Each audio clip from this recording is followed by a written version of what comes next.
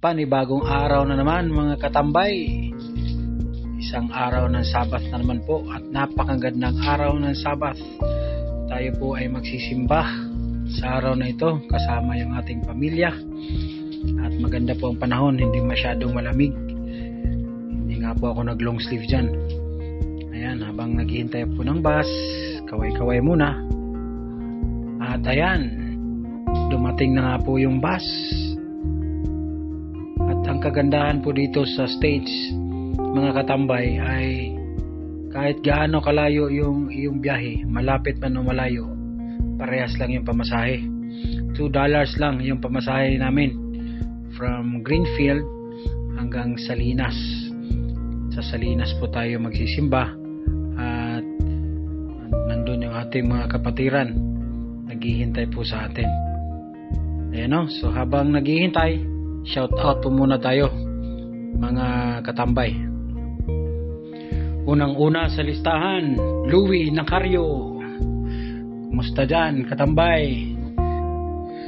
Cordaps Page, si Brother Laverne, kumusta sa Canada? Shout out the Innkeeper Responder, isa sa pinakamabait nating kaibigan dyan sa Caloocan. Teacher natin sa SMI, Sir Albert, shout out. Estudyante natin si Kim Sungju, shout out sa inyo. At saka estudyante rin natin si Chandler Lexus, mga estudyante natin sa SMI, shout out po sa inyo. At syempre yung si Madam Tess Gulayan na nasa Hong Kong ngayon, shout out po sa inyo Madam. At saka si Madam Jacqueline Vipalo na nasa Cagayan, shout out po sa inyo dyan lahat. At si Sheila May and Ilurin, ating pong future sister-in-law, shout out po sa inyo.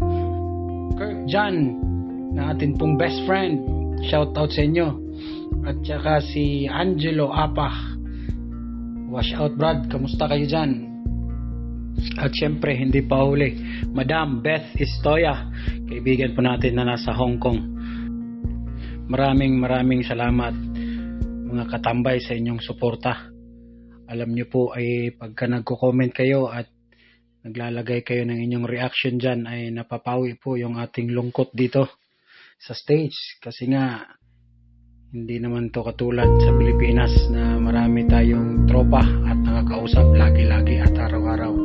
So dito, ayan si Ate Ami, siya po yung nag-drive sa atin. Siya po ay napakabait din po na tumutulong sa atin kapag Sabado. Siya po yung nagsusundo sa atin every Sabbath doon po sa terminal. So dito po sa Salinas ay wala pa po akong maalala na late po kami dito. Hindi po katulad sa Tubuan na halos kada Sabado po late kami. Maganda rin po pala yung walang sasakyan kasi pag nakikisabay ka lang doon sa bus, talagang magmamadali ka para aabot ka doon sa tamang biyahe. At hindi na po tayo nalilate dito mga katambay. Ayan, divine worship na po. At nag-collect na po yung mga bata ng kanilang offering pagkatapos po ng kanilang story time. Ayan. At tatayo na rin po sila Mrs. Jan para sila po ang mangunguna sa pag-paawit during divine worship. Kasi hindi po chorister ang tawag sa kanila dito, kung hindi praise team. Kaya 3 or 4 hanggang 5 ang mga naglilid po ng paawit during divine worship po dito sa Salinas Seventh-day Adventist Church.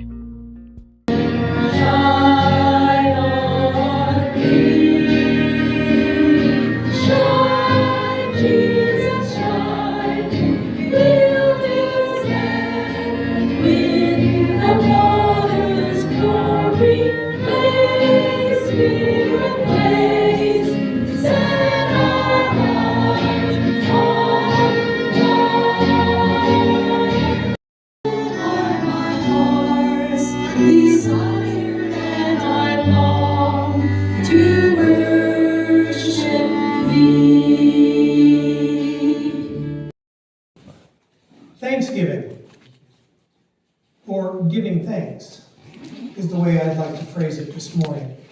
I know how the world looks at it today. Thanksgiving. Thanksgiving. It's the day to give thanks, right? But The question is, what are you giving thanks for?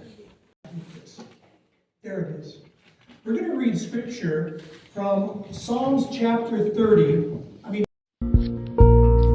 At yun nga, natapos na po ang simba. At as usual, tulad sa Pilipinas, pagkatapos ng simba, shake hands, tapos konting chika-chika sa atin pong mga kapatiran ng mga Pilipino. At nagbaon din po kami ng konti. Doon sa likod rin ng simbahan, may kanin, may pritong isda at mga hotdog. At pagkatapos kumain ay bumalik kami sa church para mag-practice ng kanta kasama yung ating mga kapatid. Kumain na. Often when I am small, teach me then on you to rely on. You surely know what is best. May I learn that in confidence and sleep I can rest. At yan nga po ang kabuuan ng atin pong Sabbath Day kasama po ng ating pamilya. Huwag kalimutan mga katambay, kahit ikaw ay tambay, may karapatang malipay. Bye-bye!